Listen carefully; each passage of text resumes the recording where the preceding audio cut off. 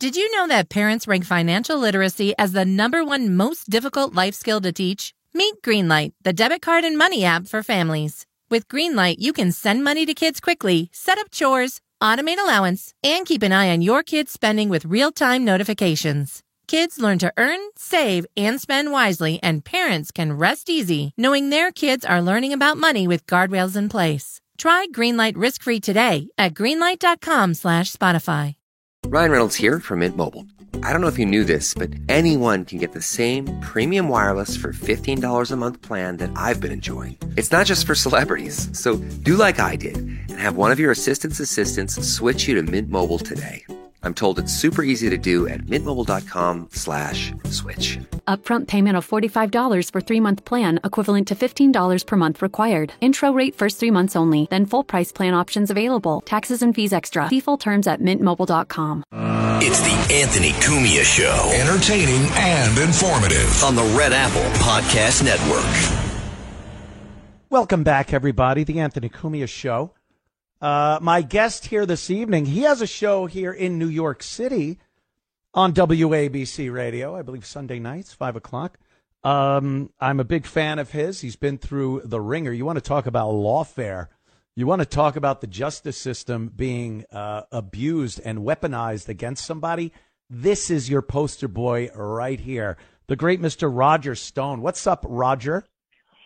Anthony, great to be with you. First of all, congratulations for the extraordinary success of your hit show on 77 WABC, the most powerful, influential AM radio station in America today.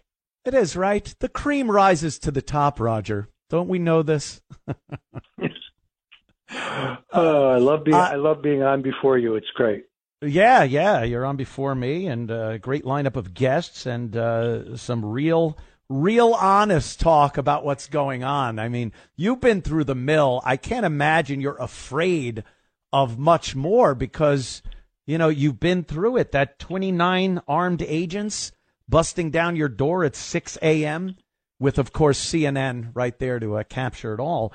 That's got to leave you with quite the bad taste in your mouth for our government. How do you continue to want to do good and make a difference in this country when the country has screwed you so?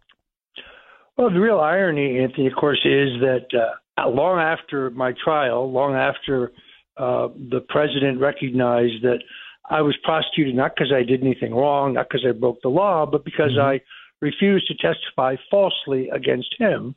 Long after that, the BuzzFeed sued the Department of Justice, forcing them to release Robert Mueller's final, completely unredacted report, in which even he admitted that he'd found no evidence of Russian collusion or WikiLeaks collaboration, or any other misdeed on my part. Right. All of that information, by the way, withheld from my defense attorneys at trial. So I feel exonerated, vindicated. I think people now realize the Russian collusion hoax was the greatest single dirty trick and abuse of power in American political history. Nothing less than the use of the full authority of the federal government and the extraordinary capabilities of our intelligence agencies to try an illicit effort to remove a duly elected president, Donald Trump. Yes. You have to, I don't know how you deal with bitterness. Maybe a lot of people become very vengeful, but to see that whole the Steele dossier, the Russian collusion, all the lies that were coming out and no accountability whatsoever. The only victims, the only people that had to suffer for that were people like you that were picked out by the Justice Department, a weaponized Justice Department, and screwed over. And are you bitter? Do you have access to grind? Do you want to see some people fall and get that vengeance? Well, I think we should recalibrate the justice system so we rebalance the scales of justice so we don't have a two-tiered system. In other words, Hillary Clinton destroys 33,000 emails with bit bleach and a hammer when she knows that they're under subpoena. She pays no price for that. I was specifically charged with lying to Congress under oath about Russian collusion, which actually never took place. I mean, never took how do you place. lie about something that doesn't really happen? Yet James Comey lied. John Brennan, the CIA director, lied. Hillary Clinton lied. All these people lied. They lied about material things. Any misstatement I made was completely immaterial. In other words, no underlying crime to hide. Am I bitter? Right. No, I'm not bitter. I'm grateful. I'm grateful, first of all, to God that he heard my prayers. I'm grateful to Donald Trump that he recognized that I was a political prisoner and politically persecuted in an effort to get him. It wasn't about me. It was about him. And the American people, in the end, they saw through it. They saw through the whole thing, despite the collaboration between big media and the Democrat Party. I was so they call it black-pilled, where you just feel at a loss, and you feel powerless to do anything, like you're just on another entity's roller coaster. And I was feeling that way before the election. I really thought Kamala had a chance because I didn't trust them at all to run an honest election. I still don't think they did run an honest election. I think it was just there were so many people that voted for Trump, it was too big to steal. But you get in these situations where you have such a distrust of the government, and you hope that Donald Trump getting in there and what he's doing isn't just this speed bump. It isn't just a kind of a pause on the road to ruin, as I like to call it, that the left had put us on for many years. How are you feeling these days about the future prospects of America? Well, first of all, as you know, in politics, a week is a lifetime. So anybody who wants to prognosticate what's going to happen in the midterm elections, it's far too early to say. Right. I do know this. Donald Trump is an enormously stubborn and determined individual, and he has one goal, which is to restore prosperity, peace, and justice to the country. And I think he's going to do that. It's like turning around an ocean liner. It's not going to happen in 100 days. It's not going to happen in 200 days. Can it happen in 4 years? Most definitely. Yeah. He already recognizes that the key to a revival in the country is a boom economy. And between his efforts to get reasonable, fair trade agreements with our trading partners, lower taxes on all Americans, not just the wealthy, but across the board tax reduction, and plus start to cut not the millions, not the billions, but the trillions of dollars of waste, fraud, and corruption that Elon Musk has uncovered. Those three things together can give us a boom economy, and you'll have Republican presidents elected as far as the eye can see. You know, when the opposition, as far as Democrat, Republican goes, whoever's in power, there's the opposition. And they never want to give kudos to the party in power at the time. But this seems bigger than that. To just try to smear every single thing that this president does, to try to stand in the way of every single thing, to literally go down to a foreign country to attempt to bring back a convicted criminal from El Salvador. They are going to lengths that I don't think is just being the opposition. Hey, we're on the other side. We have to do this. You know, a lot of people look back to Tip O'Neill and Ronald Reagan. You know, that I believe were two people that they knew what America needed, even if they didn't agree with each other. We are in such a horrible place politically right now because I don't believe that there's any common ground anymore. Well, first of all, things are much larger than Republican and Democrat. I think you had largely a realignment in the last election, which common sense Democrats like Robert Kennedy, like Tulsi Gabbard, like Rod Blagojevich and others recognized that there were really two sets of beliefs here. This was a fight between the insiders and an outsider. This was a fight between those who believe in war and censorship, who don't think we should examine the safety of the drugs we're giving our families, the purity of the food that we're feeding our families, and those who favor peace, free speech, and who want to get to the bottom of why we have a childhood chronic disease epidemic in this country. We're the wealthiest country on earth, yet all of our health statistics are in the toilet. Why is that? Yeah. This grand coalition between Donald Trump and the Make America Healthy branch of the libertarian movement, Democrat movement, I think is a reset for our entire politics. Look, put it another way: the old Democrat Party, the party of John Kennedy, the party of Tip O'Neill, the party that believed in strong national defense, believed in capitalism, believed in God, believed in free enterprise. That Democrat Party no longer exists as a reality. No. It's been kidnapped by a group of radical Marxist leftists. And if Trump mental says patience, right, they say Roger, left. too. Don't forget mental patience. Right. They're emptying out the mental institutions, as a great man says. No, what you say is true. It's very hard to examine those who are arguing that an illegal member of a terrorist gang who is not a U.S. citizen should not be deported to his home country and stay there, that he should be brought back. I don't understand the politics of that. I don't know where the votes are in that. There are no votes in that I can see.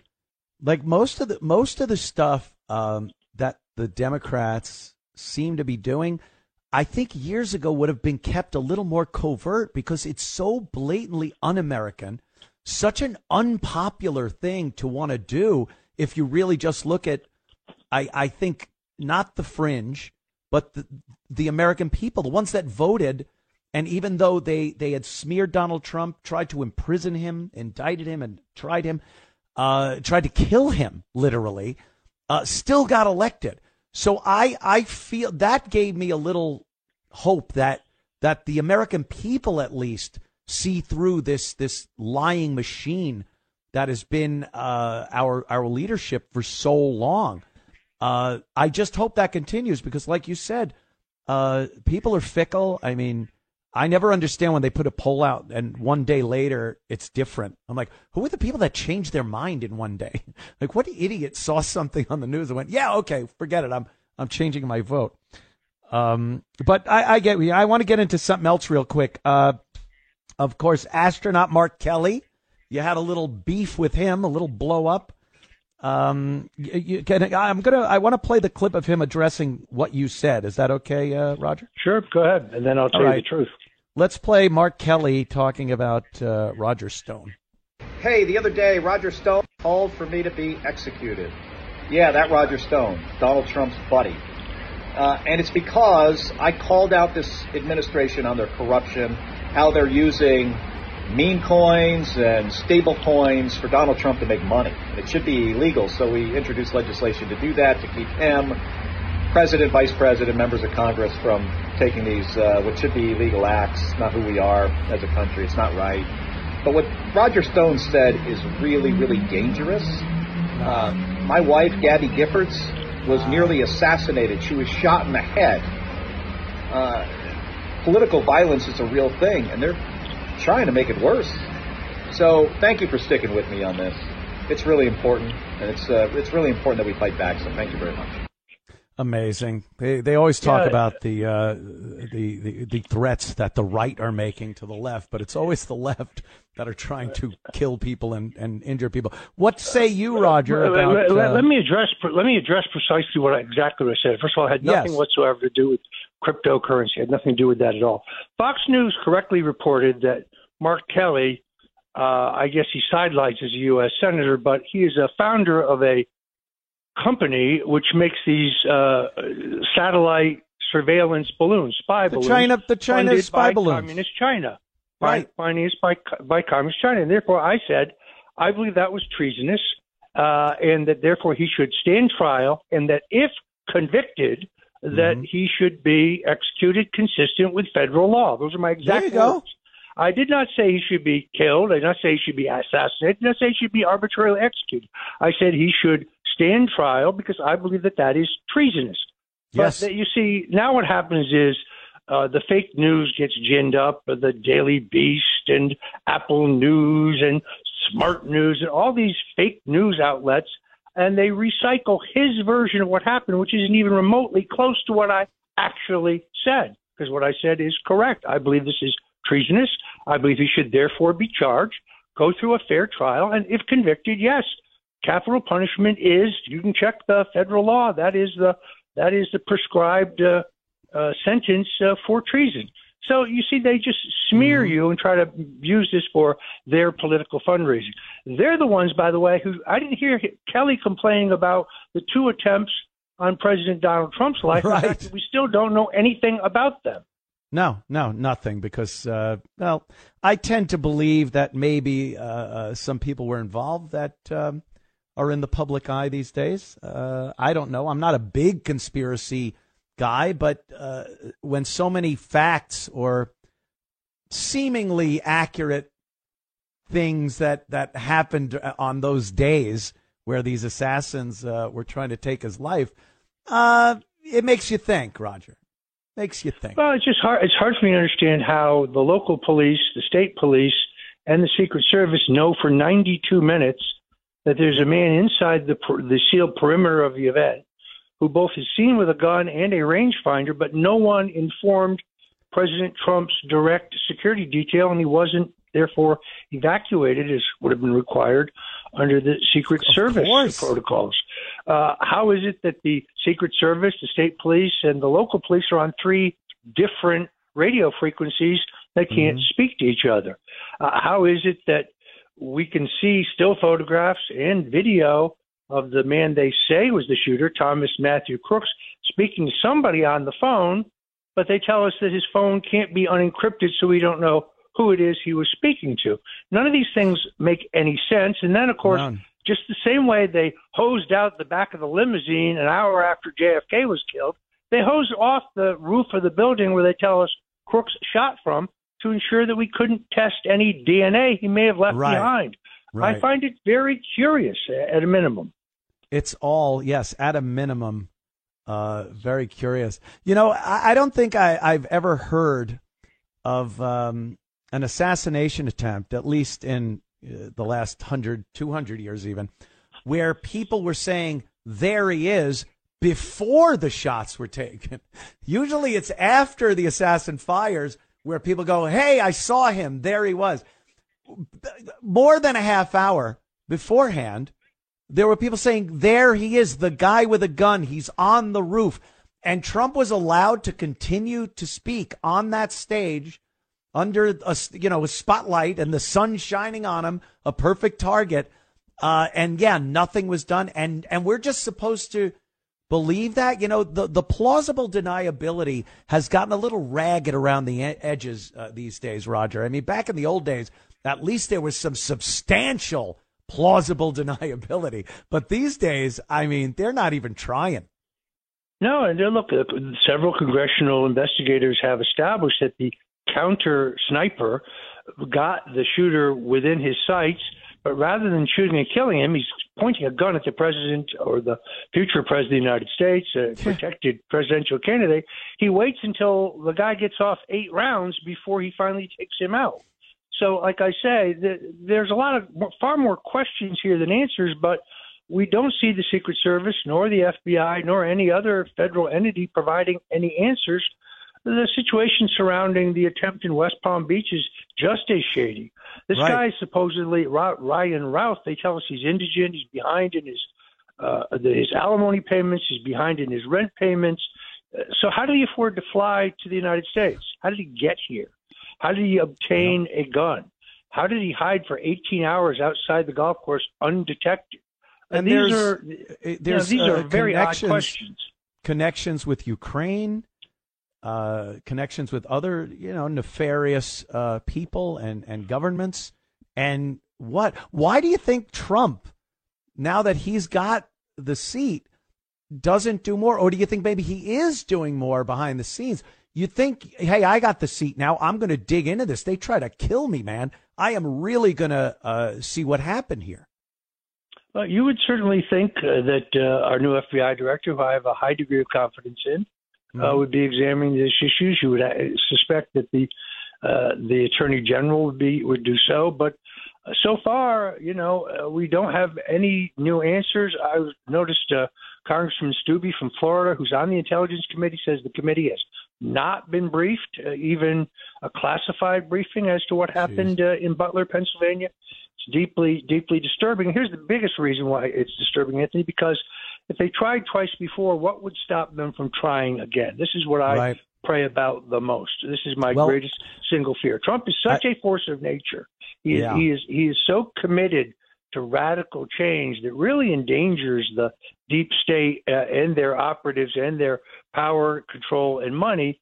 I just pray that they do not try to assassinate him again. Yeah. I think obviously before the election would have been a little more advantageous because then their candidate or their puppet might have been in there, and it might be a little tough now to get rid of him. You still got the same people. The people would be very angry about assassinating their president. But I got to take a quick break. Roger, I'd love for you to stick around a little longer. I want to talk some Nixon with you. Because I know you are a Nixon aficionado. You knew the man, and I think he's great, and I want to talk about his vindication. We'll be back with more of the Anthony Cumia Show with Roger Stone in moments. It's the Anthony Cumia Show on the Red Apple Podcast Network. This episode is brought to you by Temptations Cat Treats. Your cat will come running for the perfectly irresistible Temptations Creamy Puree and Temptations Lickable Spoon Cat Treats. The best time to feed lickable cat treats to your cat is anytime. Feed by hand for a playful moment, in a bowl for a creamy treat, or as a topper to make mealtime fun. Visit TemptationsTreats.com to learn more. This episode is brought to you by the Toyota Grand Highlander. From daily routines to life-changing adventures, the Toyota Grand Highlander is spacious, powerful, and ready to take on life's grand challenges. Advanced safety features and innovative technology give you confidence for whatever life throws at you. And it's available in a hybrid Nightshade Special Edition, which includes sophisticated gloss black exterior accents and 20-inch black alloy wheels. Learn more at toyota.com/Grand Highlander. Toyota, let's go places. Vitamin Water was born in New York because New Yorkers wanted more. Like more flavor to go with all the flavor. A refreshing drink after climbing 6 flights of stairs to a walk-up apartment or standing in the subway station in 100-degree heat. Focus when I have an 8-hour shift. And Triple X after I was out all night at a club. Call Triple X. Drink Vitamin Water. It's from New York. This episode is brought to you by LifeLock. Not everyone is careful with your personal information, which might explain why there's a victim of identity theft every 5 seconds in the U.S. Fortunately, there's LifeLock. LifeLock monitors hundreds of millions of data points a second for threats to your identity. If your identity is stolen, a U.S.-based restoration specialist will fix it, guaranteed, or your money back. Save up to 40% your first year by visiting LifeLock.com/podcast. Terms apply. It's the Anthony Cumia Show on the Red Apple Podcast Network. Welcome back. Yes, the Anthony Cumia Show on a Sunday evening. Thank you for joining us, and thank you, Roger Stone, for joining us. Roger, I know you knew the man, Richard Milhous Nixon. I was a big fan growing up. I was a Nixon kid. I just thought he was great. I sent him a Christmas card once, and he sent me one back. It was all stamped, from the White House, and his signature was stamped on there. But I saved that thing for years. I was a big fan. What do you think these days, having seen what the government can do, what the media and the government together can do, Hollywood, I mean, all the usual suspects that can destroy people's lives. Do you think us seeing that has given us a little more insight into what was done to Richard Nixon?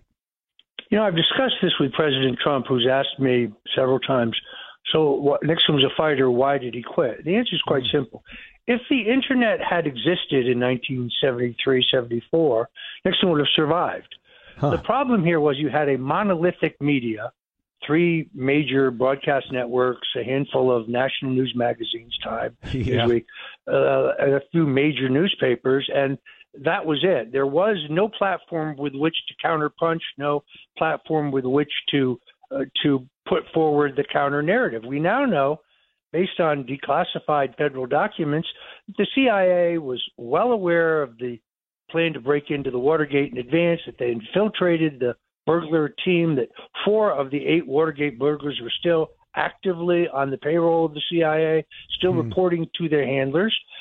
Nixon was a grave danger to the deep state. If you look in his biography, if you look in the diary of his chief of staff, Bob Haldeman, he was planning to take power from the CIA. He was going to follow Dwight Eisenhower's advice to in regard to the military-industrial complex. So Nixon was preparing to take power away from unelected bureaucrats in our foreign policy apparatus, and therefore he was a grave danger to the deep state.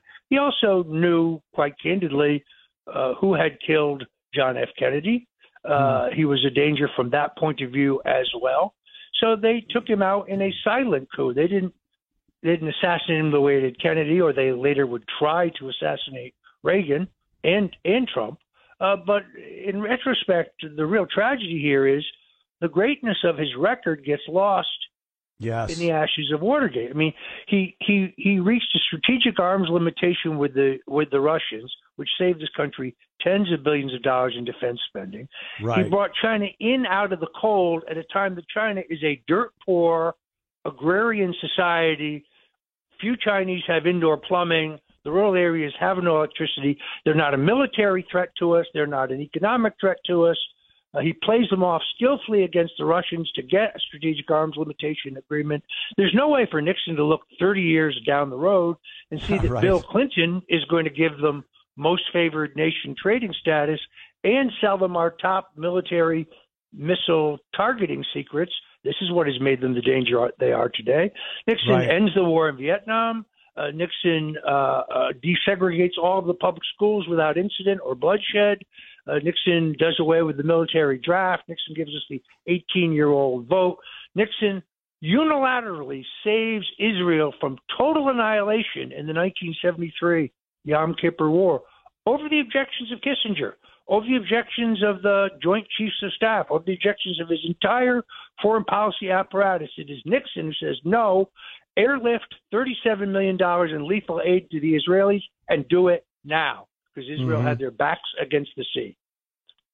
Yeah, it's I don't think, unfortunately, I think a little too much time went by for people that experienced his presidency to go, wow, boy, that was a big load they dumped all over him. But historically, I think he's coming out looking like a better leader and a better president without the Watergate thing really being the only thing that people remember about him. I think as time goes by, history will treat him more kindly when you simply look at his various accomplishments. He was an extraordinarily capable president, and it is a durable record. Unfortunately, the left just keeps their answer to everything is Watergate. Watergate. Yeah. Roger, thanks so much for coming on, man. I'd love to do your show at some point. I'm a big fan. That would be great. I pay attention to your doings, and I appreciate you popping on, man. You're a good egg, and we'll talk to you again. Have a great one, Roger. Thanks so much. Again. Roger Stone, everybody, and we'll be back after these words. It's the Anthony Cumia Show on the Red Apple Podcast Network.